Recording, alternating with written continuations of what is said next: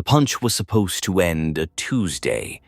Saitama's fist connected with the interdimensional monster's face, something with too many teeth and not enough regard for property damage, and he felt the familiar, disappointing sensation of a threat evaporating into nothingness. Another villain, another anticlimax, another grocery sale he'd probably miss while the Hero Association filled out paperwork. But this time, something broke. Not the monster, the space behind it. Reality fractured like a windshield, cracks spreading across the air itself, and Saitama felt the ground vanish beneath his feet. Not falling, not flying, just absence.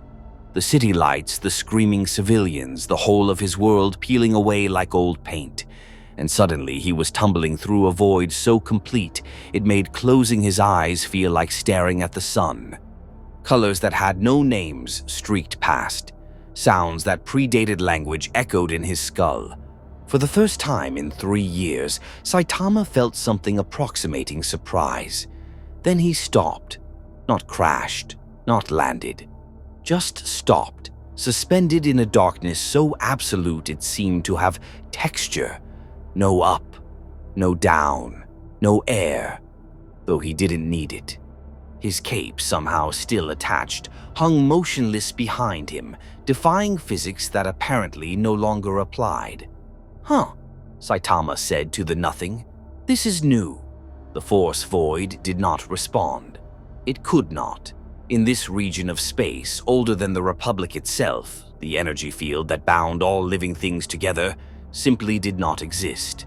No midi-chlorians, no connection to the cosmic tapestry, just raw, unfiltered vacuum and the occasional stellar phenomenon that even hyperspace routes avoided.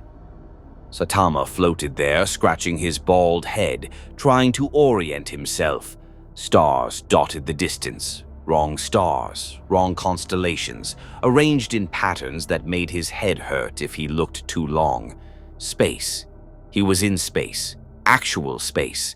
And he wasn't dying, which was probably good, though it would have at least been interesting. Maybe I should...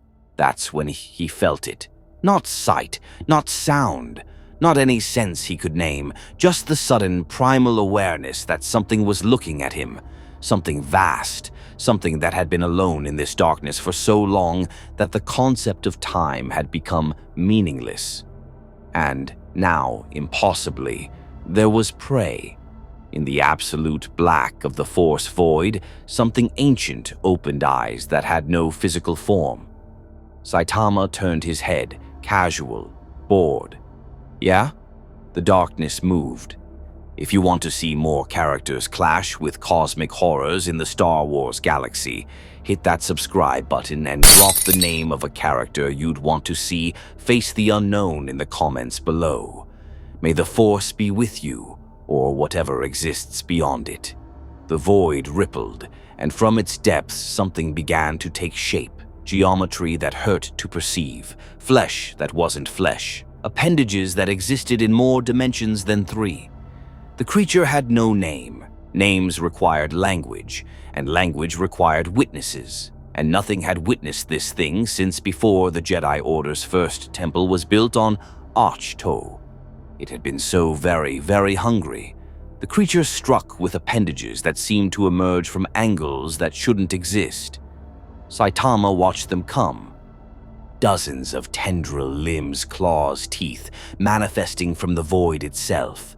Each one trailing spatial distortions that made the stars behind them twist and blur. They moved fast, faster than anything he'd fought in months. Almost fast enough to be interesting. Almost. He sighed and raised one fist. Normal punch. The impact created a shockwave that rippled outward through the force void, a sphere of concussive force that would have atomized a small moon. The creature's appendages didn't just break, they unmade, matter scattering into component atoms, then smaller, then into quantum uncertainty itself. The main body, if it could be called that, detonated like a star going supernova, silent in the vacuum. beautiful in a destructive sort of way.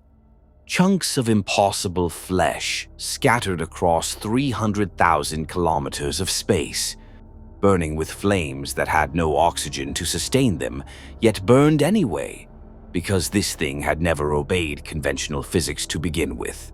Saitama lowered his fist and waited for the familiar emptiness to settle back into his chest. Another fight over before it began. Another. The pieces moved, not drifting, not floating in zero gravity, moving with purpose, each fragment from chunks the size of asteroids to specks smaller than dust began crawling through space toward a central point. They moved against the vacuum's inertia, dragging themselves together like iron filings to a magnet, merging, reconstituting. Saitama's expression didn't change. It rarely did anymore, but his eyes tracked the phenomenon with something that might have been curiosity. The flesh knit together, bones that weren't bones growing back from nothing, organs that served no biological function reforming inside a body cavity that existed partially outside normal space. 30 seconds after being utterly destroyed, the creature was whole again.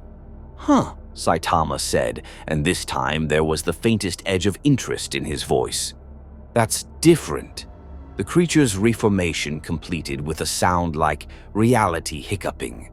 Its form had changed slightly. More eyes now, distributed across surfaces that shifted between solid and liquid states. And its appendages had multiplied, learned from the first encounter. It had been hurt. It had been killed. It was delighted. For eons it had existed in this void where the Force could not reach, where Jedi could not sense it, where life itself avoided the empty spaces between stars. It had fed on the occasional ship that stumbled into its territory, spacers whose hyperspace calculations went wrong, explorers seeking shortcuts, desperate smugglers running from Republic patrols. Each one provided momentary sustenance before dying, before failing, before proving disappointingly mortal. But this one, this bald creature in the ridiculous cape, this one had hurt it. This one might be able to keep hurting it. The creature had forgotten what hope felt like. Now, impossibly, it remembered. If this being could destroy it again and again, perhaps, finally, one of those destructions would stick. Perhaps this would be the death it had sought since before stars had names. Or perhaps this would be the feast that finally satisfied its endless hunger. Either way, after millennia of solitude, the creature felt something approximating joy. It attacked again, faster now, learning. Appendages lashed out from 5 directions simultaneously, each one moving through shortcuts in space-time, appearing behind, beside, through where Saitama floated. The void itself seemed to fold around the assault, reality bending to accommodate the creature's geometry. Saitama tilted his head slightly, watching the attack vectors with the same mild interest someone might show to a particularly aggressive mosquito. "Okay," he said, "let's try this again." His fist moved in a blur, not his serious punch, not even close, just a casual backhand delivered with the same energy someone might use to shoo a fly. The creature exploded again, bigger this time, more thoroughly.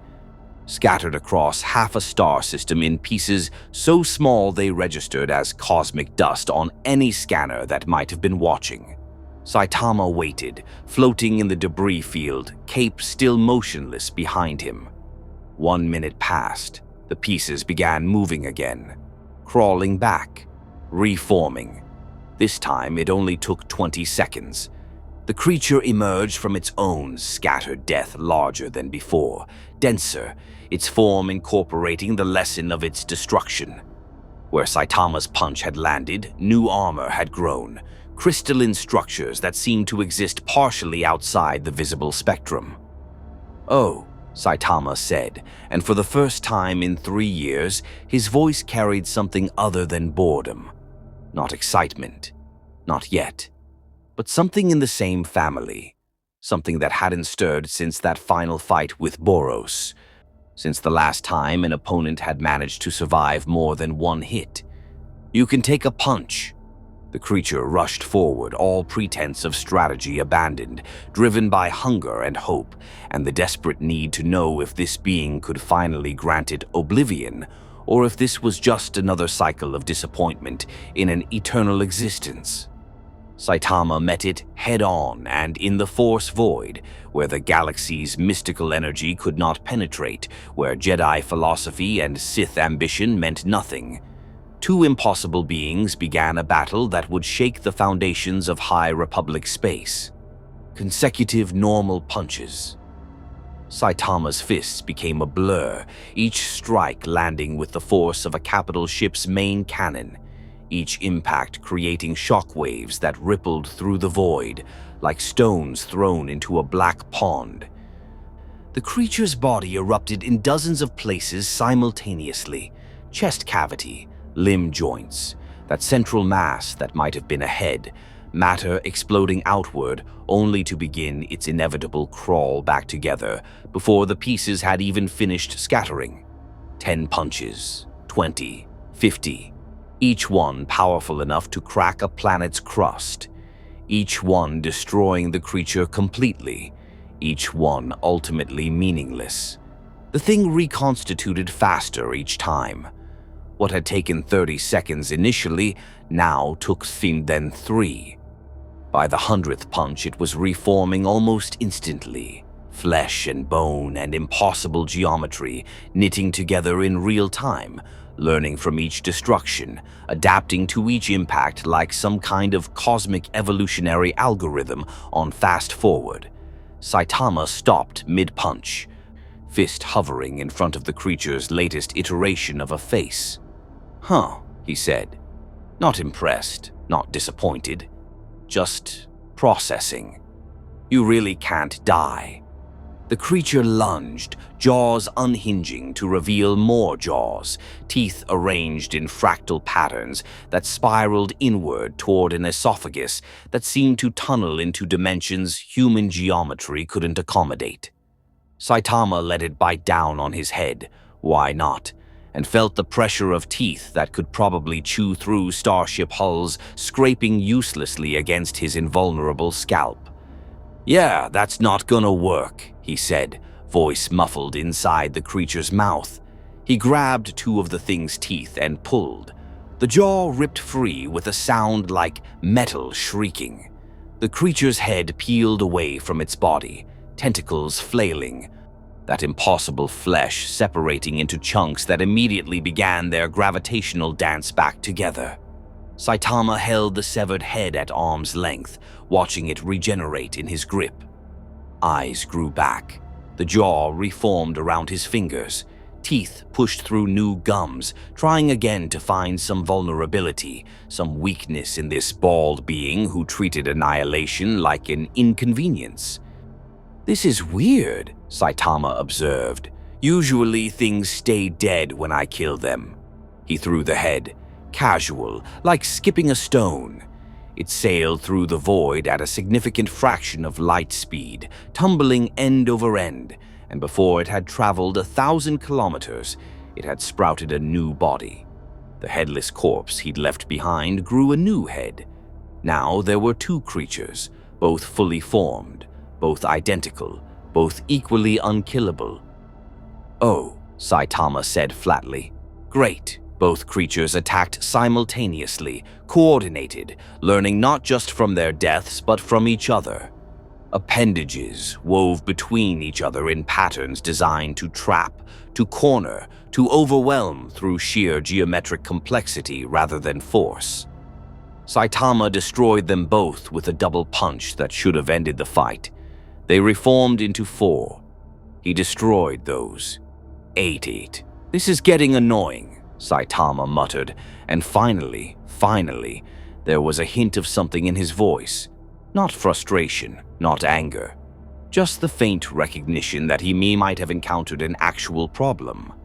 He took a breath he didn't need in the vacuum and decided to try something different. Serious punch.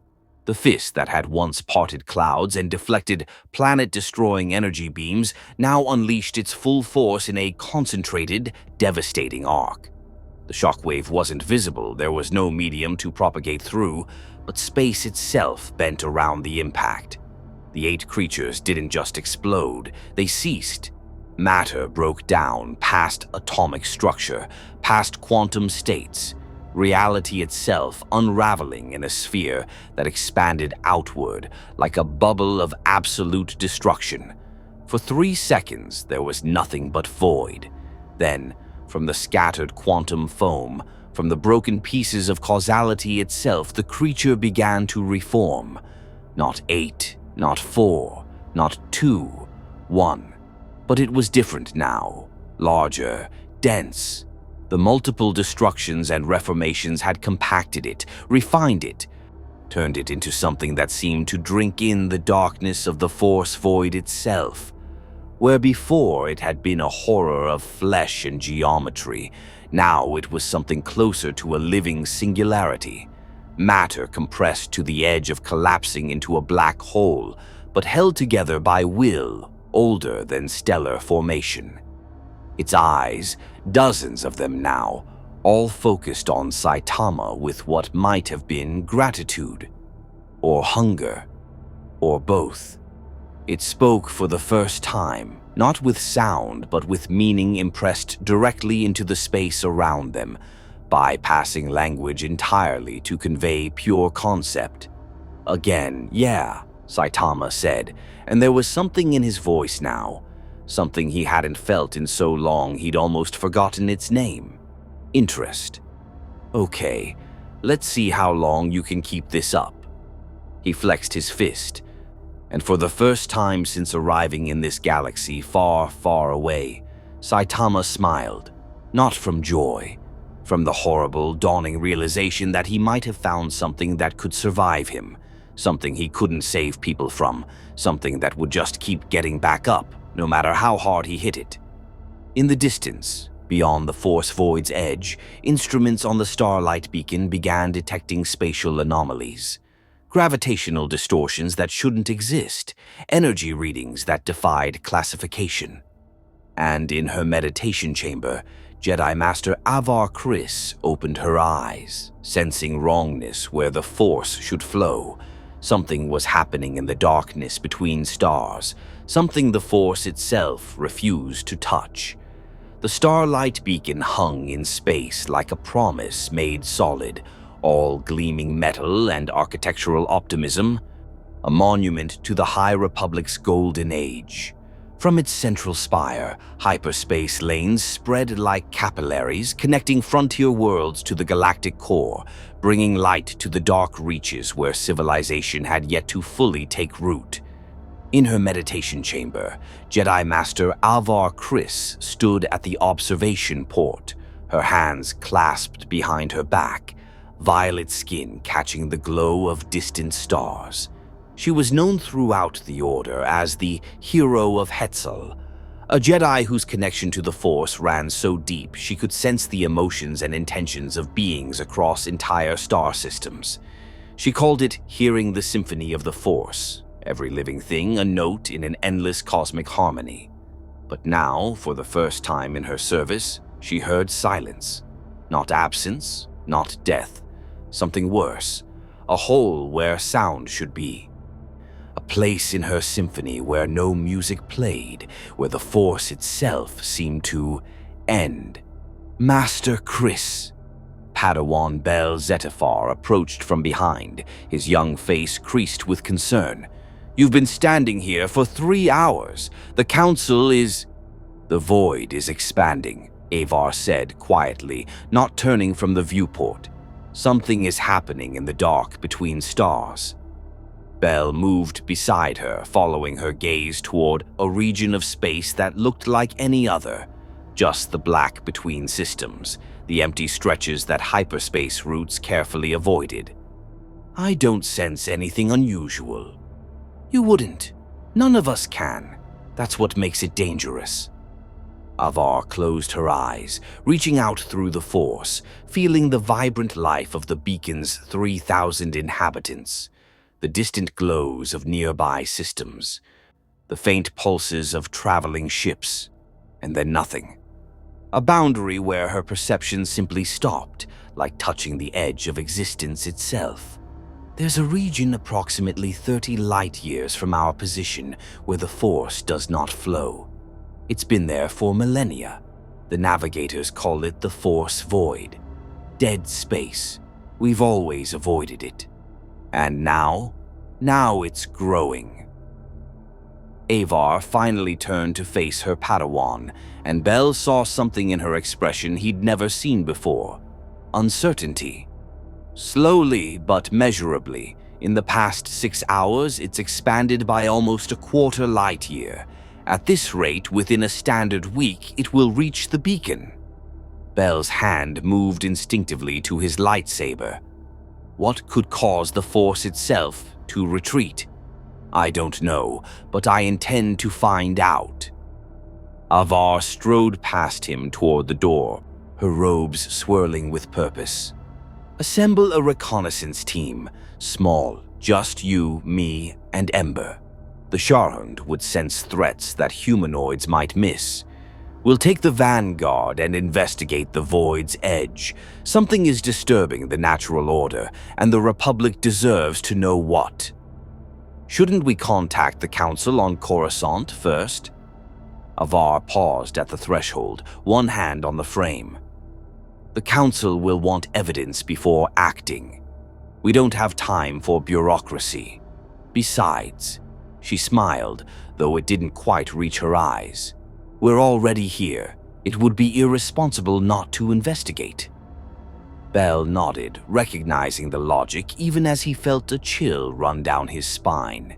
He'd learned to trust his instincts, and his instincts were screaming that something was wrong about this mission. But he was a Jedi. Walking toward danger in service of peace was what they did.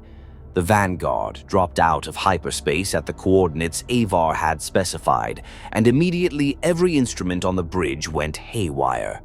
Gravitational distortions across the entire sensor grid, the pilot droid reported, its vocabulator crackling with static. Energy readings fluctuating between 0 and... That can't be right. That's stellar core level output, but there's nothing out here. Take us closer, Avar commanded, standing at the viewport, her senses stretched to their limit. Slowly, the ship crept forward, sub-light engines barely firing, and as they approached the Force Void's boundary, Avar felt it like a physical pressure against her mind. The symphony of the Force grew quieter with each kilometer, notes dropping away, the cosmic harmony thinning until she could barely hear it at all. Then they crossed the threshold. Silence. Complete. Absolute. For the first time since infancy, Avar couldn't feel the Force. It was like losing a sense she'd never known she could lose, like suddenly being struck deaf and blind simultaneously, except worse, because this was the loss of connection to everything. No life, no death, no energy flowing through the galaxy. Just empty space and the horrifying awareness of her own isolated consciousness. Master. Bell's voice was tight with panic. He felt it too. Every Force-sensitive on the ship did. 3 Jedi and 2 Force-sensitive navigators, all suddenly severed from the cosmic energy that had defined their existence. Stay calm, Avar said, though her own heart was racing. It's temporary. We're just in a region where... The proximity alarms shrieked. On the view screen, impossible readings resolved into something the sensors could barely parse. Debris. Massive chunks of organic material floating in the void, some the size of shuttles, others barely larger than a human fist. But they were moving, crawling through space toward a central point, defying momentum and gravity and every law of physics. What in the stars? Bell whispered. Then they saw the source, 2 figures locked in combat, or more accurately, one figure repeatedly destroying another while the other refused to stay destroyed. The bald one was small, Human-sized, unremarkable except for the ridiculous cape and the casual way he moved through hard vacuum without a suit. He threw a punch, and the other being massive, geometrically impossible, all writhing appendages and too many eyes, exploded into chunks, then reconstituted instantly. Another punch, another explosion, another reformation, faster this time. By the Force, Bell started, then caught himself. There was no Force here. What is that thing? I don't know, Avar breathed. But the bald one, I can't sense him. Even if we weren't in the void, I don't think I could sense him. He's not connected to the Force at all. He's just there, like he doesn't belong to this universe. As they watched, the bald figure, Saitama, though they had no way of knowing his name, unleashed a devastating attack that scattered the creature across thousands of kilometers. The shockwave rocked the Vanguard even at this distance, systems straining against gravitational ripples that hadn't been there a moment before. "Should we help?" Bell asked uncertainly. "Which one do we help?" Avar had no answer. The creature was clearly a threat. Every Jedi instinct she'd honed over decades screamed danger when she looked at it. But the bald one, he was winning. Effortlessly. Repeatedly. He was killing that thing over and over again, and it just kept coming back. And with each death and rebirth, the Force void grew a little larger. "We need to make contact," Avar decided. "Open a channel, all frequencies." The comm officer complied, and Avar took a breath, trying to find words for a situation she had no precedent for. "Unknown being in the Force void," she said, her voice carrying across all standard communication bands. "This is Jedi Master Avar Kriss of the Starlight Beacon. We mean you no harm. We are here to help. Please respond." In the void, Saitama paused mid-punch, the creature's latest reformation happening mere meters away. He turned his head, slowly, casually, and looked directly at the Vanguard. For a moment that seemed to stretch forever, his eyes met Avar's through the viewport, across the distance, through the vacuum. Then he shrugged and turned back to the creature, punching it into oblivion once more. "I don't think he's interested in talking," Bell observed. "No," Avar agreed, watching the impossible battle continue, watching the creature reform again and again, watching the void expand with each impact. "But whether he wants to or not, we need to make him understand. Every time he destroys that thing, he's killing the Force itself." The Vanguard held position at the Force void's edge, close enough to observe, but far enough to avoid the gravitational chaos radiating from the ongoing battle. Avar watched through the viewport as the bald fighter, she'd started thinking of him as the Wanderer in her mind, destroyed the creature for what must have been the 1,000th time. Same result. Explosion, reformation, attack, counter, annihilation, rebirth. An endless cycle that was slowly consuming the galaxy. "We need to get closer," Avar said. "Master, with respect, that's insane," Bell protested. "Those shock waves would tear the ship apart." "Then we go on foot." Avar turned from the viewport, her decision made.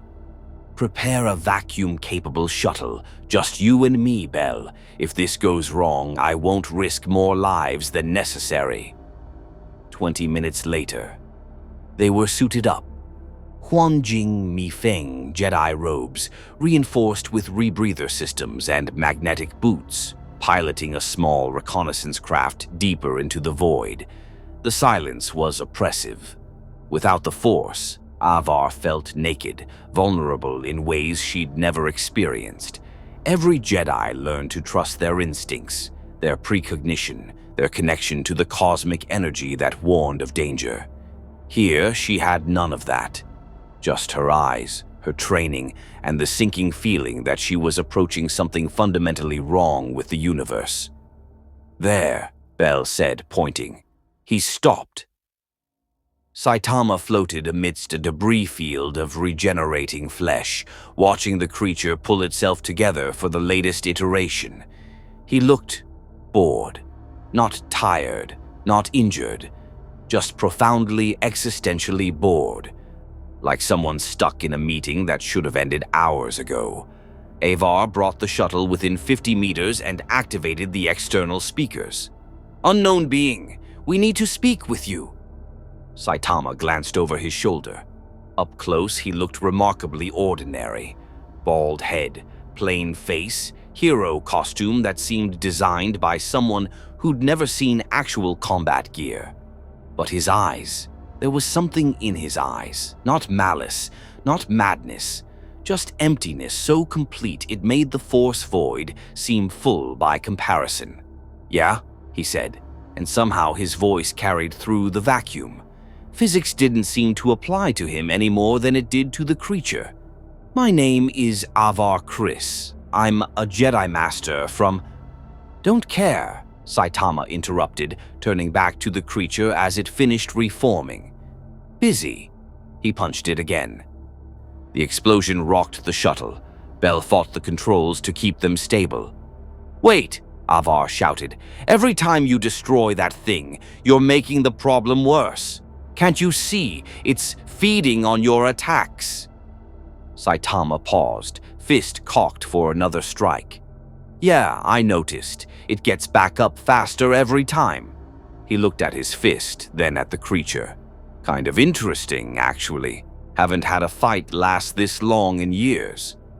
"This isn't a fight," Avar said, trying to keep her voice calm, diplomatic. "This is a cosmic catastrophe in progress. That creature exists in a region where the Force, the energy that binds all living things, cannot reach. And every time you engage it, the region expands. At this rate, within days it will consume nearby systems. Millions will be severed from the Force. Entire civilizations will—" "What's the Force?" Saitama asked. The question stopped Avar cold. "What?" "The Force. You keep mentioning it. What is it?" Avar exchanged glances with Bell.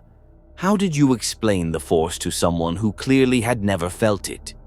"It's the energy field created by all living things. It surrounds us, penetrates us, binds the galaxy together. Jedi use it to—" "Magic?" Saitama interrupted. "It's not magic, it's—" Avar caught herself. "Close enough. Yes, something like that." "Huh." Saitama looked around the void as if seeing it for the first time. "That's why it feels so empty here." "You can feel it?" Avar asked, surprised. "The absence of the Force?" "I can feel that something's missing. Felt it since I got here." He scratched his head. "Thought it was just weird space stuff." "You're saying there's supposed to be some kind of energy here?" "Everywhere in the galaxy except here," Bell interjected. "The Force void is an anomaly. And that creature," he pointed at the thing pulling itself together again, "lives in it because the Force can't touch it, can't sense it, can't destroy it." "Can't destroy it," Saitama repeated, and something shifted in his expression. Not excitement. Not quite, but interest, genuine interest. "So even your magic can't kill it?" "Nothing can kill it," Avar said. "It's beyond death, beyond life. It exists in the spaces between existence, and the more you fight it, the more you feed its power, the more the void expands." Saitama looked at the creature, now fully reformed and rushing toward him with renewed hunger.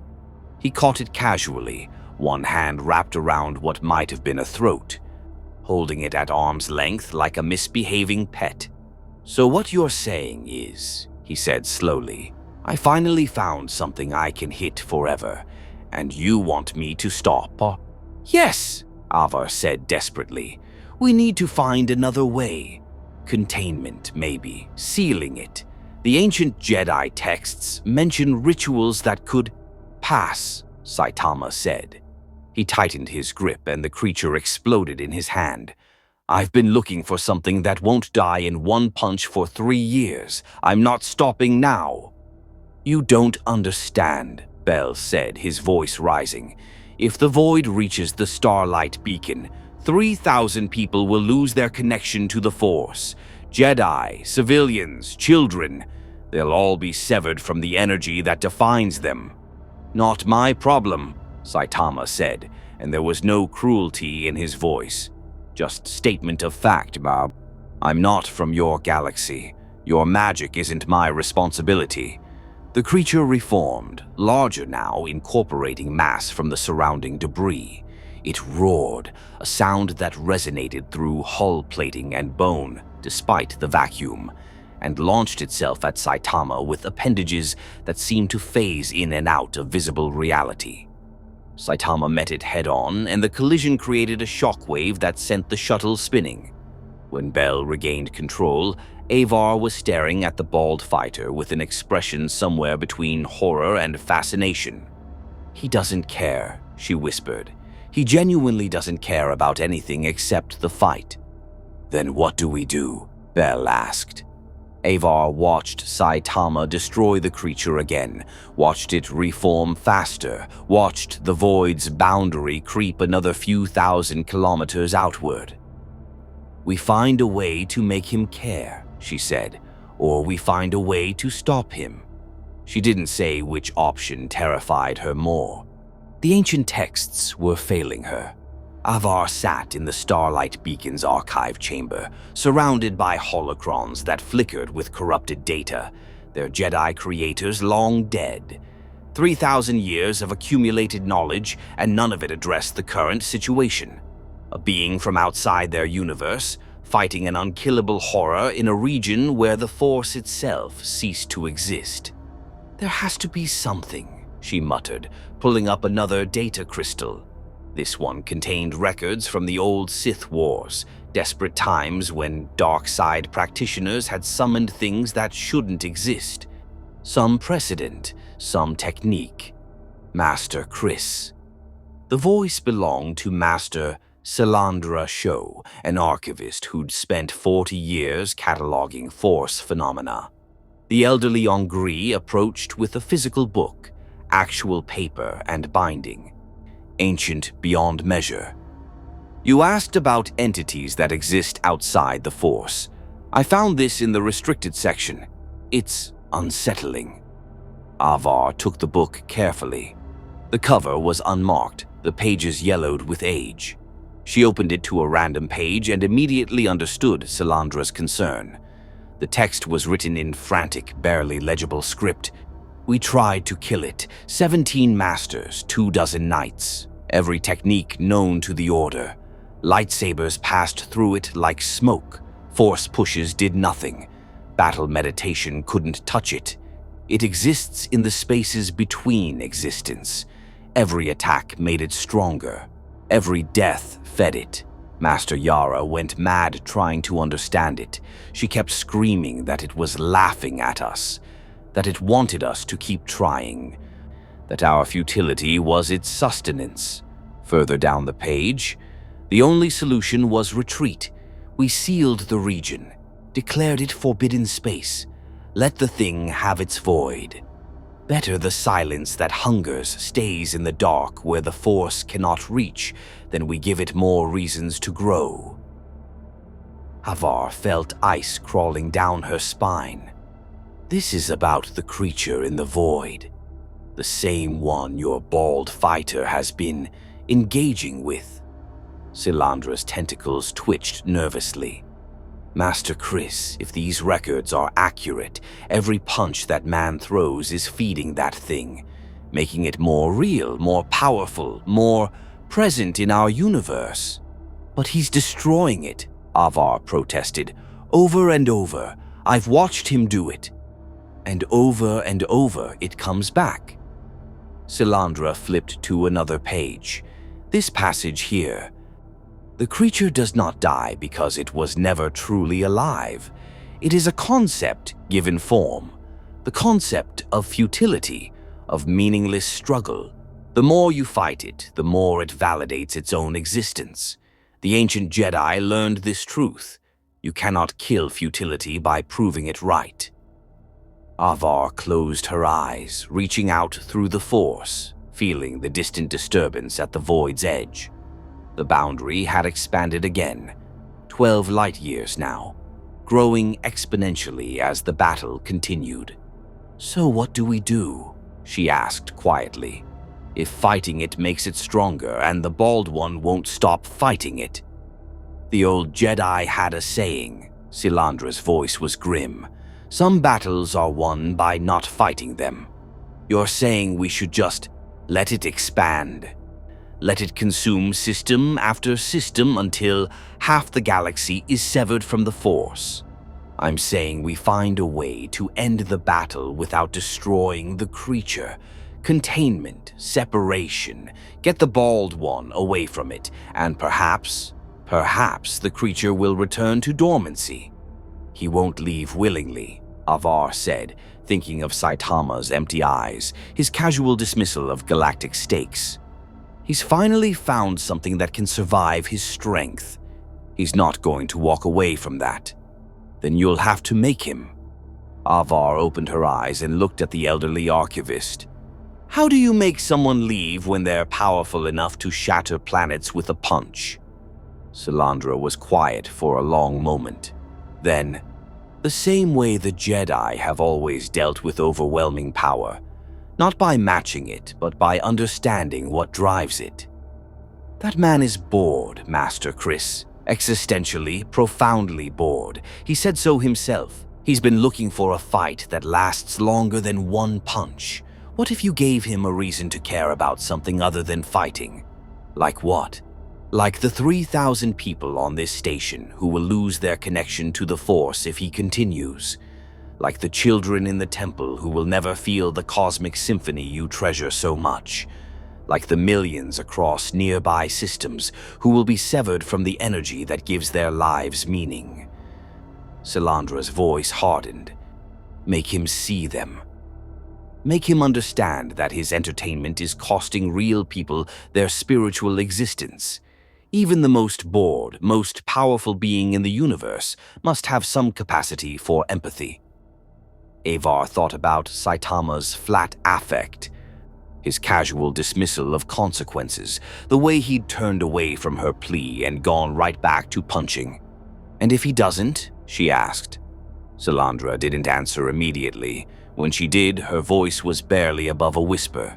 "Then the Jedi Order will have to do something we haven't done in centuries. We'll have to fight someone who isn't evil, isn't corrupted, isn't even malicious, just indifferent, and pray that the Force guides us to victory against someone it cannot touch." Avar stood, the ancient book still in her hands. Around her, the archive seemed suddenly smaller, the walls pressing in. 3,000 years of Jedi wisdom, and none of it prepared her for this. A hero from another universe who couldn't be sensed, couldn't be predicted, couldn't be stopped. Fighting a creature that couldn't die. Growing stronger with every blow. In a void where the Force itself had no power. "Assemble the Council," Avar said finally. "Every master in range. If we're going to stop this, we'll need every Jedi technique ever developed. And even then..." She didn't finish the sentence. She didn't need to. Even then, it probably wouldn't be enough. But they were Jedi. Attempting the impossible in service of peace was what they did, even when the odds were literally, mathematically, cosmically, zero. The Starlight Beacon's archives were vast. Thousands of holocrons, data crystals, and physical texts collected from across known space. Avar had been searching for 12 hours straight, Bell and 3 archival Jedi pulling every reference to the Force void, unkillable entities, and cosmic horrors that predated the Republic. What they found wasn't encouraging. "The void is mentioned in exactly 3 texts," Master Nib Asek reported, her Thalothian tendrils twitching with agitation. "All of them over 5,000 years old. The earliest calls it the silence that hungers. The writers were terrified of it. "What did they say?" Avar asked, scanning through a Jedi holocron that flickered with corrupted data. "That something lives in the void, something that cannot be killed because it was never truly alive. Something that feeds on—" Nib paused, reading ahead with visible unease. "On futility, on despair, on the attempt to destroy it." Bell looked up from his datapad. "It feeds on being attacked?" "More than that." Nib projected the text holographically. Ancient Jedi script glowed in the air. "It feeds on the failure to destroy it. Every failed attempt makes it stronger. The old Jedi tried to kill it once, 5 millennia ago. They lost 17 masters and 24 knights before they realized the truth. The more you fight it, the more real it becomes." Avar felt ice in her veins. "And the Bald One has been fighting it for days now." 2 days, 17 hours, Bell confirmed. "Sensor readings show the void has expanded by 12 light years. It's accelerating. At current rate, it reaches the beacon in 43 hours. "Can we evacuate?" Avar asked. "Marshal Avar." The voice came from the archive entrance. Republic Admiral Kronara strode in, her uniform crisp despite the hour. "We've run the scenarios. Full evacuation of the beacon would take 6 days minimum. Nearby systems another week. We don't have that time." "Then we stop the source," Avar said. "We stop him."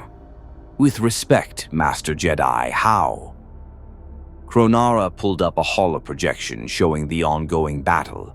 The bald fighter was a blur of movement, each punch creating spatial distortions that registered on scanners as miniature supernovas.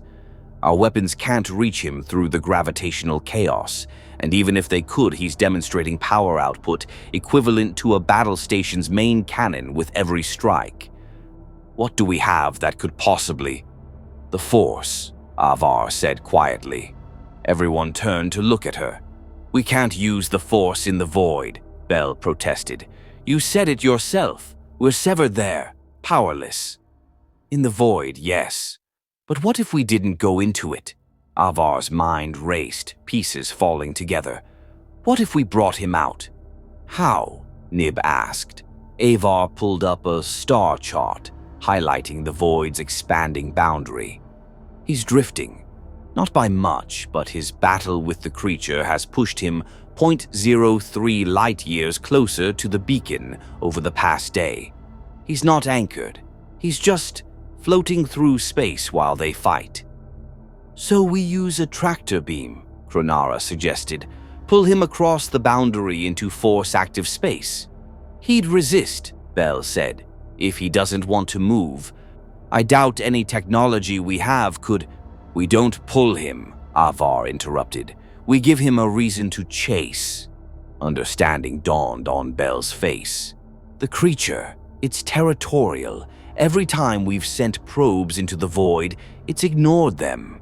It only attacks living things that enter its space or anything that threatens its fight with the Bald One," Avar finished.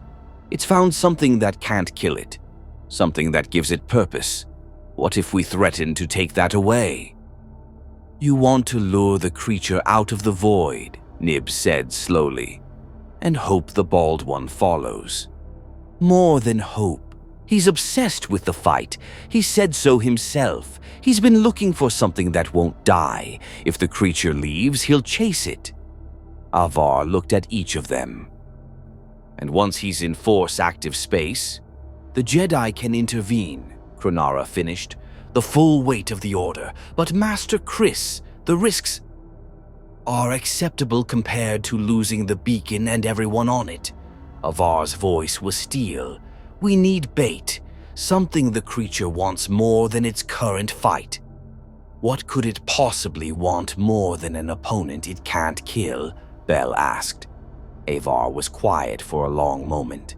Then, "An opponent it could kill, someone weaker, vulnerable, someone who would make it feel powerful again after days of being destroyed over and over." "Master, you're not suggesting—" I am, Avar stood, her decision made. I'll enter the void, draw the creature to me. Once it takes the bait, we run, lead it across the boundary into normal space. The bald one will follow. He has to. It's the only thing keeping him interested. And once they're both in force-active space... The Jedi trap them, Nib said. A battle meditation circle, every master within range linking together to create a force barrier. Contain both entities until we can find a permanent solution. It's a desperate plan, Kronara observed. It's the only plan, Avar countered. Unless you have a better idea. Silence answered her. Then we proceed. Admiral, prepare your fastest ship. Bell, contact all nearby Jedi Masters. Tell them to converge on these coordinates. She marked a point just outside the void's current boundary. And prepare for a battle meditation circle. We'll need at least 20 Masters to hold a containment strong enough. And if it doesn't work? Bell asked quietly. Avar smiled, though it didn't reach her eyes. Then the Force will guide us to another solution. It always does. She didn't mention what they all already knew. The Force couldn't guide anything inside the void. If this plan failed, she'd be alone in the dark with something unkillable, and the bald fighter who'd been destroying it for fun for the past 3 days. The modified Republic scout ship, Swift Current, Admiral Kronara had called it, was the fastest thing in the beacon's fleet.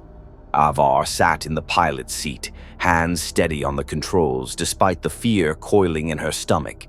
In the co-pilot's seat, Bell checked sensor readings for the 100th time. 23 Jedi Masters in position, he reported, forming a perimeter at the coordinates you specified. They're ready to initiate battle meditation on your signal. Good.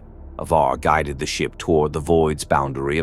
Already she could feel the force thinning, that terrible sensation of connection severing, the symphony going silent. Remember the plan. I go in, draw its attention. The moment it chases me across the boundary, everyone hits it with everything they have. And the bald one? Pray he's as obsessed with the fight as we think. They crossed the threshold. Silence. Avar gasped despite herself, the absence hitting her like a physical blow. No force, no connection, no cosmic certainty that the universe was fundamentally balanced and good. Just her consciousness isolated and small, floating in a metal box through hostile vacuum. I hate this, Bell muttered beside her. How do people live without the Force? Most of the galaxy does, Avar reminded him, though her voice was tight. They don't know what they're missing. Ahead, the battle raged. Saitama and the creature, locked in their eternal cycle of destruction and rebirth, had drifted deeper into the void. They were almost 15 light-years from the boundary now, pushing the limit of how far Avar could reasonably lead them back. She opened a comm channel. Unknown fighter, this is Jedi Master Chris. I'm entering the combat zone. No response. Saitama was busy punching the creature into its latest iteration of oblivion. Okay, Avar said, mostly to herself. Plan B. She aimed the ship directly at the reforming creature and opened fire.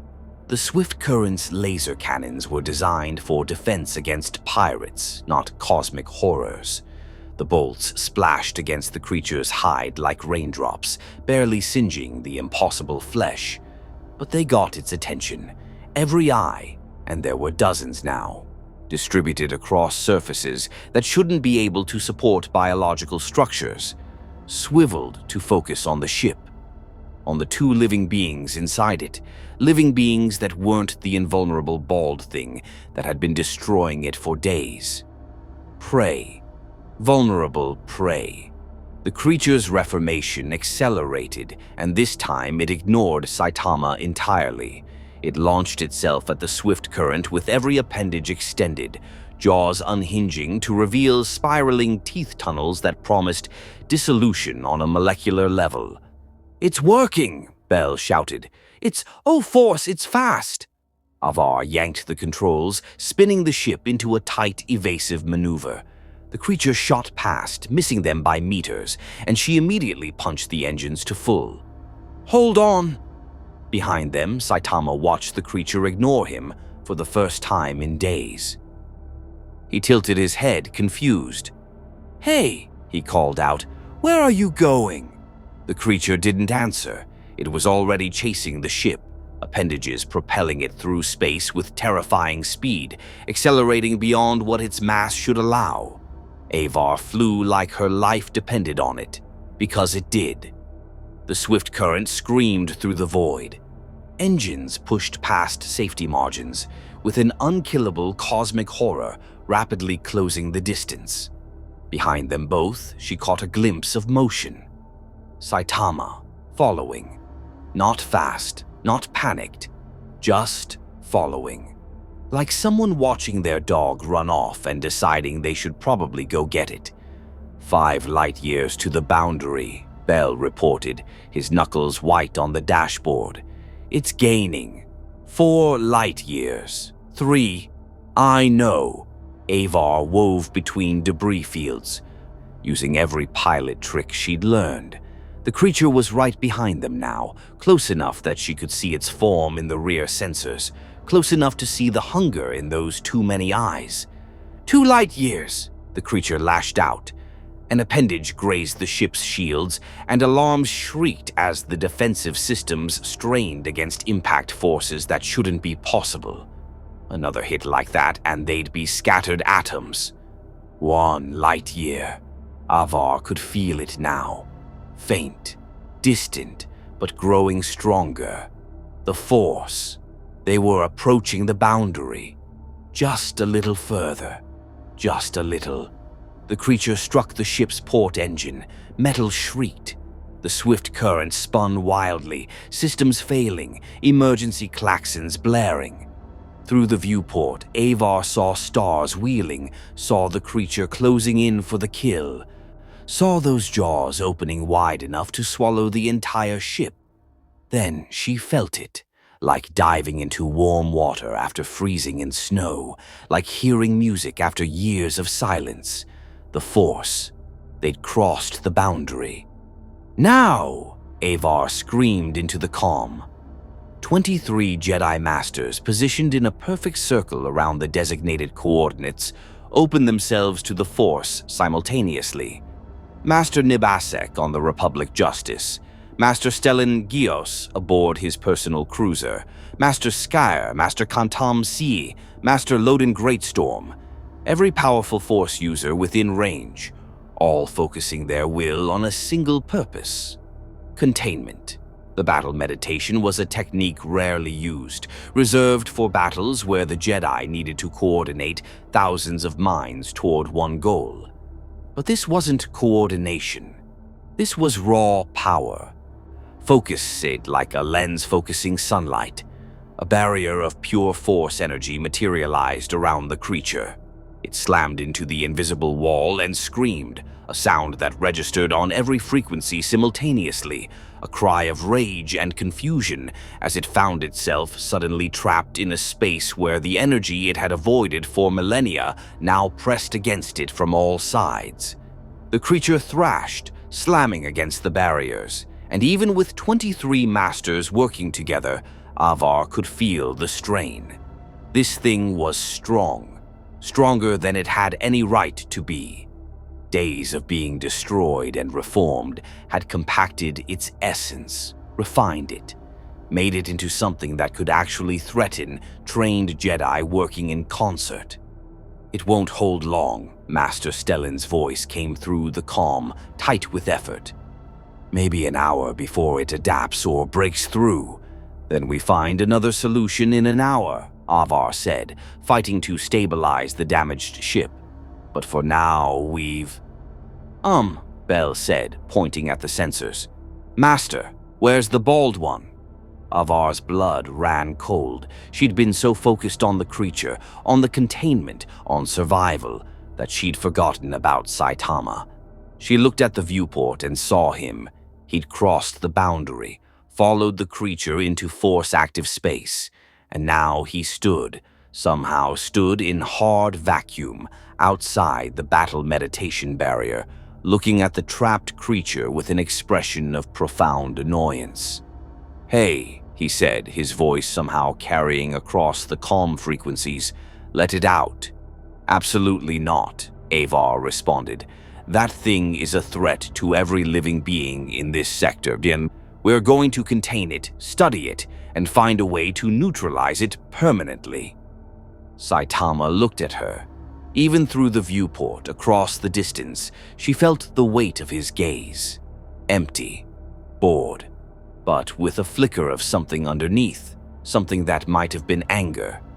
"That's my fight," he said simply. "Let it out." "We can't do that," Avar said, trying to keep her voice calm, diplomatic. "I know you don't understand the stakes here, but that creature is—" Saitama's fist moved. He punched the battle meditation barrier. 23 Jedi Masters gasped simultaneously as the Force construct shuddered. Cracks appeared in the invisible wall. Impossible. Battle meditation circles had held against Sith Lords and dark side abominations. They didn't crack, spreading from the point of impact like fractured glass. "What?" Master Nib's voice was strained. "What is he?" Avar realized with mounting horror. Saitama wasn't connected to the Force. His strength wasn't mystical. It was just physical. Raw, unfiltered physical power on a scale that made the laws of physics weep. And physical force could break anything, given enough magnitude. "Stop!" Avar shouted. "Please, if you release it, it'll kill thousands. Can't you understand that?" Saitama pulled his fist back for another punch. "Not my problem. I told you that already." "Then we'll make it your problem." Avar's hand moved to her lightsaber. Around the perimeter, she felt the other Jedi doing the same. "Stand down or You'll what?" Saitama asked. No hostility, just curiosity. "Fight me? You can't even feel me in your magic, and I just cracked your best barrier with one punch. What exactly do you think you can do?" The terrible thing was, he was right. Avar had faced Nihil raiders, dark side cultists, and creatures that would give Republic Marines nightmares. But all of them had been in the Force. She could sense them, predict them, understand them through the cosmic connection that bound all life. Saitama was outside that connection, a void in her perception. She couldn't predict his movements, couldn't sense his intentions, couldn't use any of the techniques that made Jedi effective combatants. He was just a man in a ridiculous cape who hit harder than a capital ship's main cannon, and he wanted his fight back. "Last chance," Saitama said, raising his fist. "Let it go, or I break it out myself." Avar looked at the creature thrashing against its Force prison, looked at the bald fighter who'd been destroying it for days, looked at Bell, at the other Jedi straining to maintain the containment, at the beacon in the distance with its 3,000 souls. She had to make a choice, and she was terribly afraid it was the wrong one. Avar's hand hovered over her lightsaber, but she didn't ignite it. What good would a plasma blade do against someone who punched through battle meditation barriers? Around the perimeter, she felt the other Jedi Masters holding their positions, maintaining the containment around the creature, but their attention had shifted.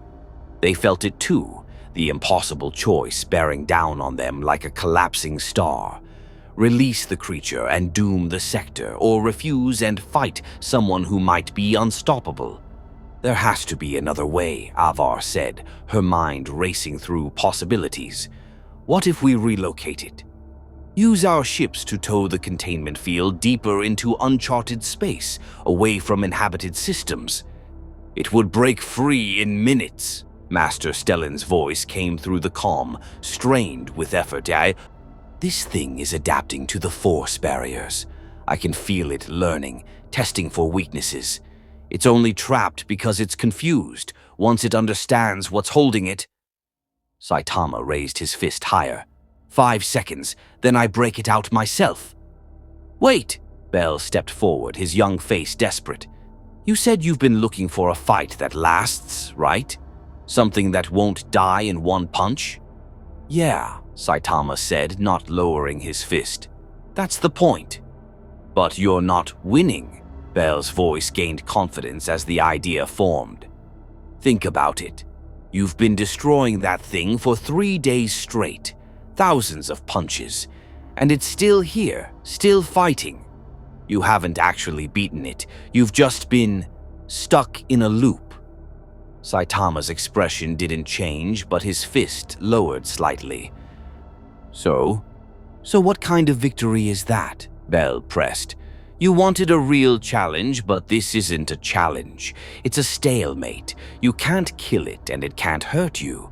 You're both just existing forever. Is that really what you want?" For the first time since entering this galaxy, Saitama looked uncertain. His eyes drifted to the creature thrashing in its force prison, then back to Bell. "The kid's got a point," he said slowly. "It's getting boring again. Thought it would stay interesting longer, but..." He shrugged. "Same punch, same result, same thing getting back up. You're right. It's just a loop." Avar felt hope kindle in her chest. "Then help us. Work with us to find a real solution. The Jedi have studied cosmic phenomena for thousands of years. Maybe together we can find a way to actually stop this thing. Not destroy it, something better. A true victory."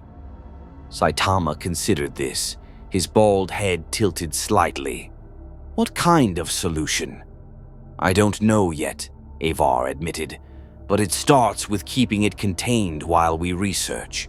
The creature feeds on futility, on failed attempts to kill it. What if we stopped trying to kill it? What if we found a way to make it irrelevant?" "Irrelevant how?" Avar opened her mouth to answer, but a piercing crack cut through the comm channels. On the sensors, the battle meditation barrier showed a fracture spreading from a single point, not where Saitama had struck it, but from the inside. "It's breaking through!" Master Nib's voice was panicked. "It's figured out the resonance frequency of our force harmonics. It's..." The barrier shattered. 23 Jedi Masters gasped simultaneously as their collective concentration was violently disrupted.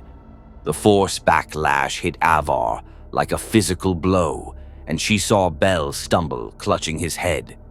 Across the perimeter, ships reported Masters collapsing, overwhelmed by the psychic shock of a battle meditation circle being forcibly broken. The creature exploded from its prison, roaring with triumph, its form now massive, easily the size of a Republic cruiser, swollen with the energy it had absorbed from days of combat and the futility of the Jedi's attempt to contain it. Every eye focused on the beacon in the distance, on the concentrated life force of 3,000 beings, all suddenly vulnerable, all suddenly prey. It launched itself toward starlight, appendages propelling it through space with terrifying acceleration. "No!" Avar screamed, but her ship was damaged, her fellow Jedi were stunned, and there was nothing she could do to stop it. Saitama watched the creature go, watched it head toward the station filled with people he didn't know, fighting a battle he'd claimed wasn't his problem. Then he sighed. "This is gonna be annoying," he muttered. He moved. One moment he was floating beside the swift current. The next he was there, intercepting the creature 500 kilometers from Starlight Beacon, his fist buried deep in its central mass. The impact created a shockwave that rattled every ship in the sector, and the creature's momentum reversed instantly, hurtling back toward the force void like a meteor. But Saitama didn't let it go. His hand closed around something, a mass of concentrated flesh that might have been analogous to a heart, and he held on, dragging the creature with him as he flew. Not back to the void, not into open space.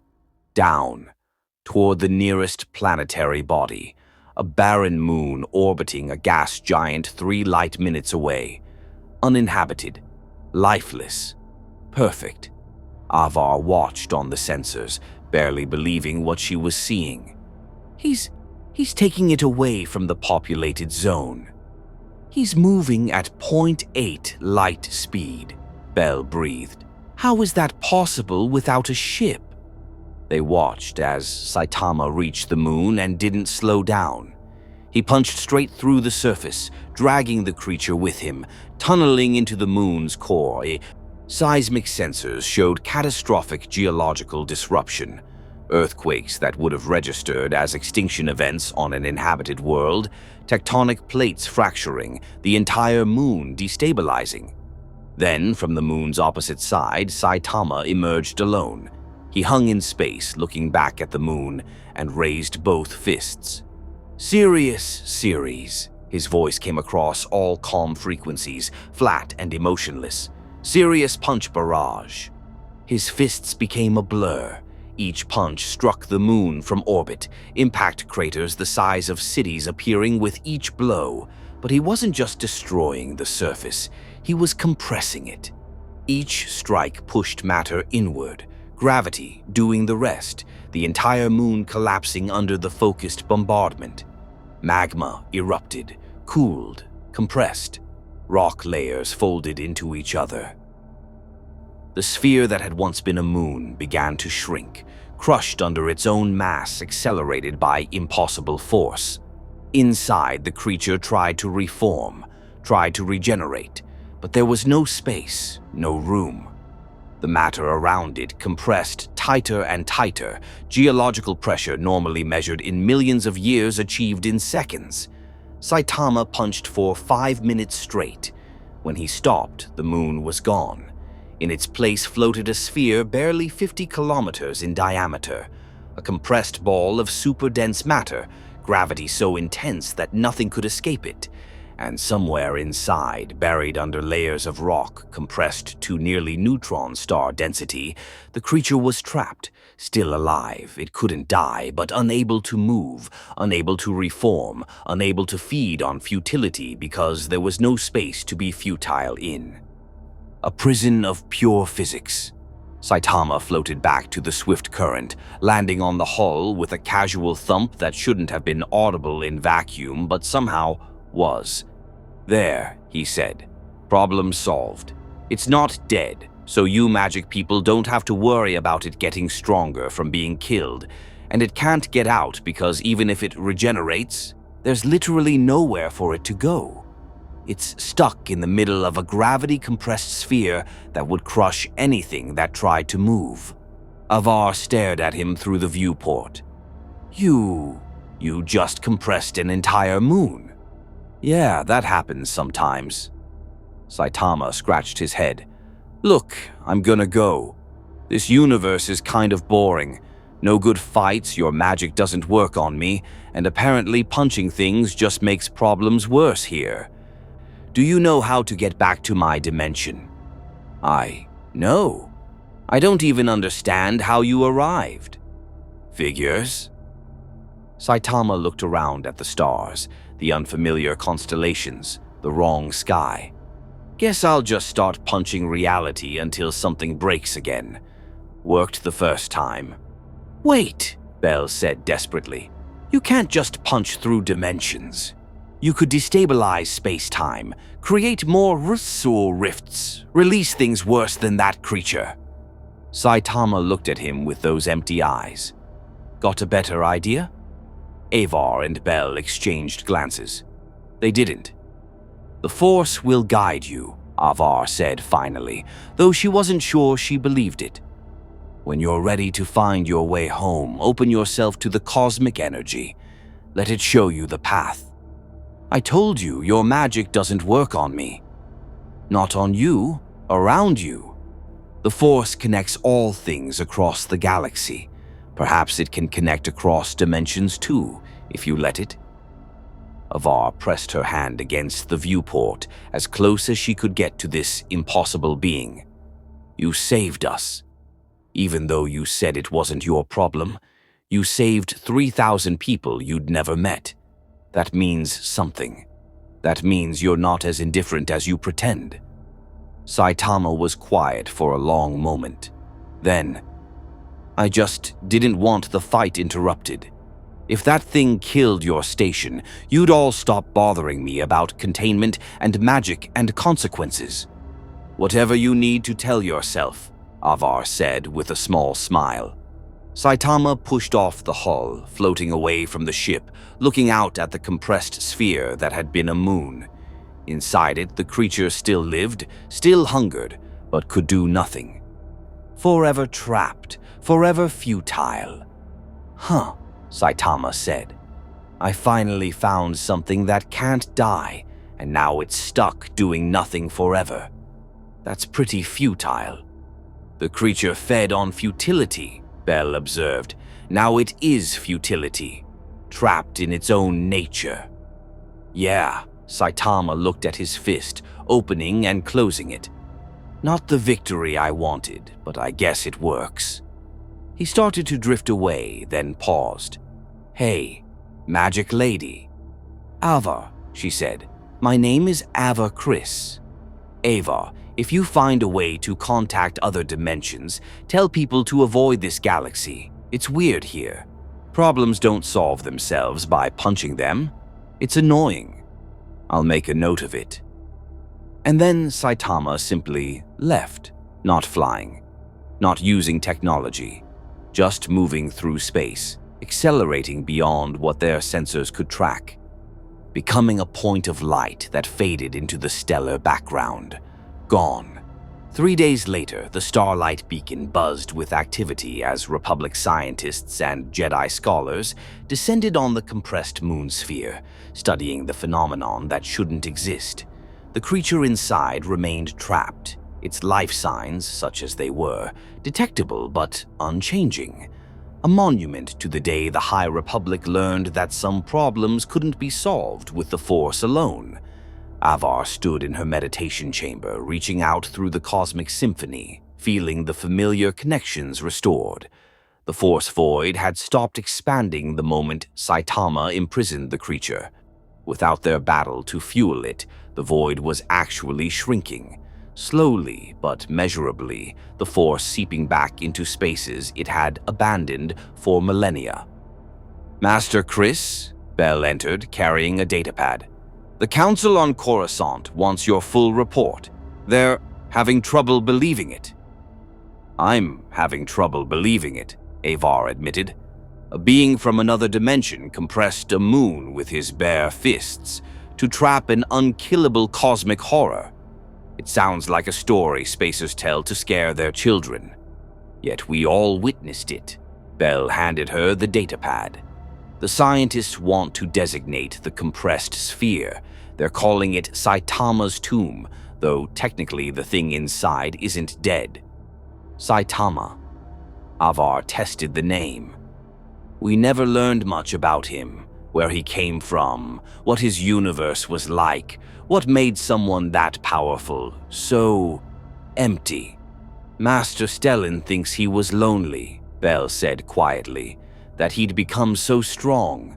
Nothing in his own universe challenged him anymore, so he stopped caring, stopped feeling, and when he found the creature, something that could survive his strength, he latched onto it because it was the only thing that made him feel anything." Avar considered this, watching the stars through her viewport. A being of infinite power, searching for meaning through endless violence. And we stopped him not by matching his strength, but by showing him that victory could mean something other than destruction. "Did we, though?" Bell asked. "He still left, still went looking for a way to punch back to his dimension." "Yes, but before he left, he chose to save us, chose to trap the creature somewhere it couldn't harm innocents. That choice matters, Bell. It means even the most bored..."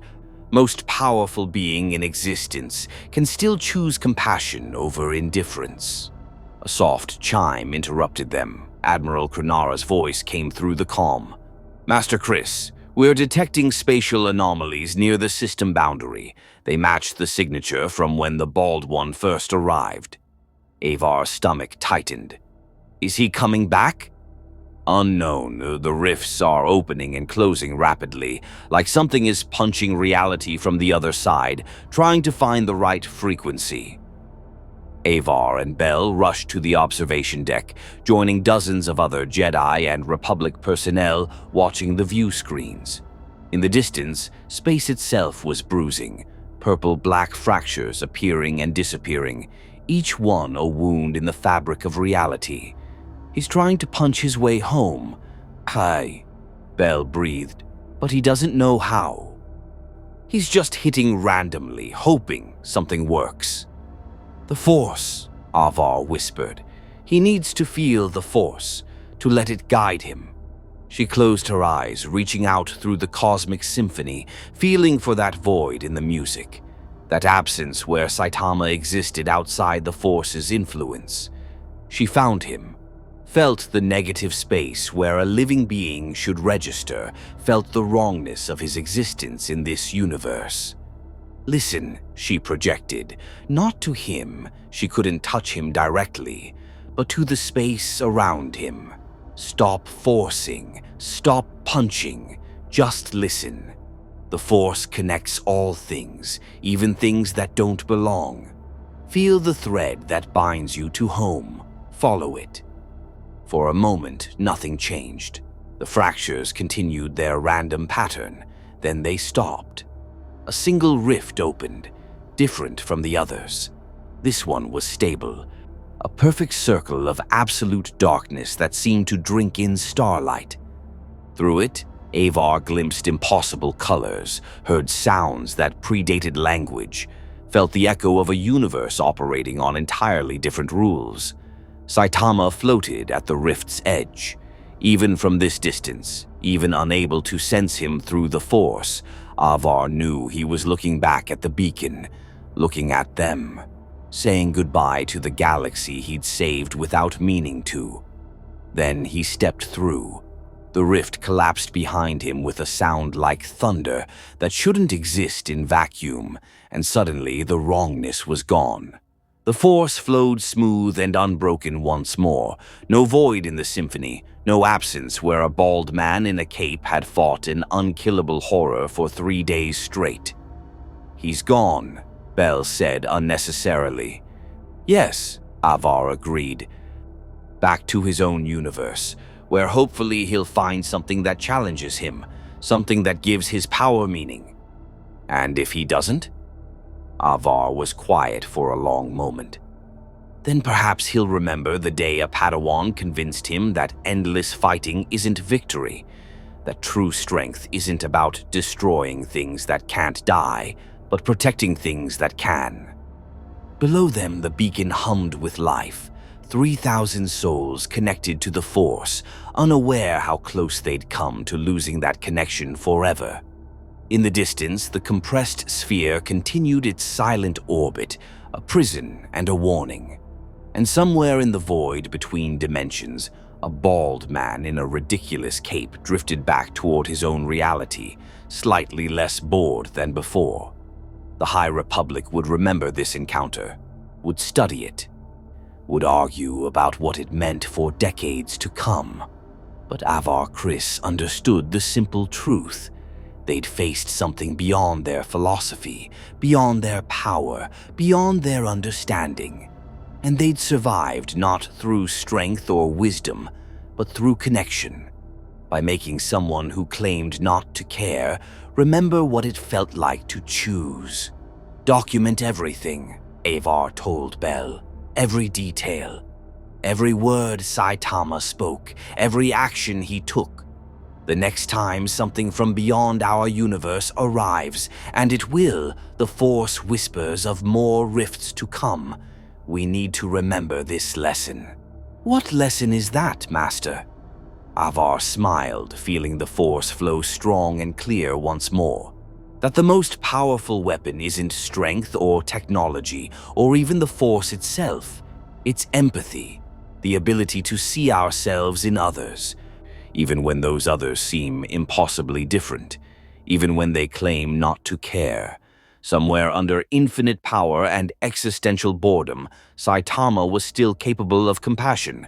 That's what saved us. And if the next being from beyond isn't capable of compassion, then, Avar said quietly, turning from the viewport, the Jedi will have to be strong enough for both of us. The starlight beacon shone in the darkness, a promise of hope and peace for the frontier worlds, and in the archives Master Salandra Show began a new entry in the restricted texts. Record of the Bald Wanderer. A being from beyond arrived in our galaxy and fought an unkillable horror. He could not be sensed through the Force. He compressed a moon with his fists. He saved 3,000 lives because a Padawan asked him to. Let this record stand as proof. Even power that seems infinite has limits, and even those limits can be transcended through choice. The Force moved in mysterious ways.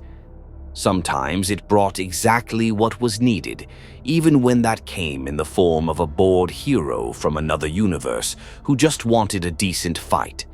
The legend of the Bald Wanderer would echo through High Republic space for generations.